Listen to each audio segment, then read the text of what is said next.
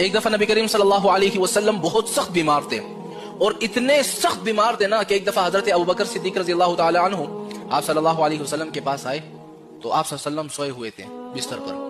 تو حضرت ابوبکر نے سلام کیا تو آپ صلی اللہ علیہ وسلم کی طرف سے کوئی جواب نہیں آیا. یعنی آپ صلی اللہ علیہ وسلم اتنے سخت بیمار تھے. تو حضرت ابوبکر سمجھ گئے کہ آپ صلی اللہ علیہ وسلم کو تکلیف ہے.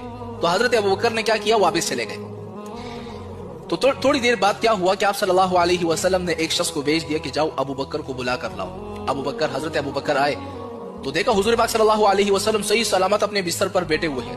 حضرت ابوبکر نے فرمایا یا رسول اللہ، میں تو ابھی کچھ دیر پہلے آیا تھا، آپ تو بیمار تھے، میں نے آپ کو سلام کیا، آپ نے کوئی جواب نہیں دیا، آپ ایک دم کیسے ٹھیک ہو گئے؟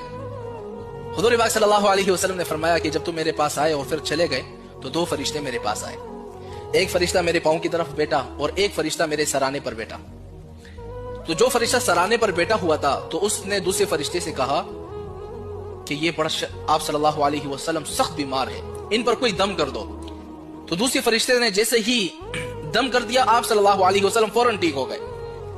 تو اب وہ دعا کون سی ہے؟ حضرت ابوبکر نے فرمایا یا رسول اللہ، وہ دعا کون سی ہے تاکہ کوئی شخص بیمار ہو، سخت بیمار ہو، تو ہم اس پر وہ دعا پڑھے، وہ بندہ ٹھیک ہو جائے. اب میں آپ کو وہ دعا بتلانے والا ہوں کہ آپ کے گھر میں سے کوئی شخص بیمار ہے، سخت ترین بیمار ہے، سرکاری اسپتال میں ہے یا پرائیویٹ میں ہے، یا گھر میں جس قسم کی کوئی شخص سخت بیمار ہے نا، اس پر آپ جب بھی یہ دعا پڑھو گے نا، وہ بندہ فوراً ٹھیک ہو جائے گا. کیونکہ یہ ایک ایسا عمل ہے کہ جو فرشتوں نے آپ صلی اللہ علیہ وسلم پر دم کیا، آپ صلی اللہ علیہ وسلم ٹھیک ہوئے. اب وہ دعا کون سی ہے آپ نے ذرا نوٹ کرنا ہے.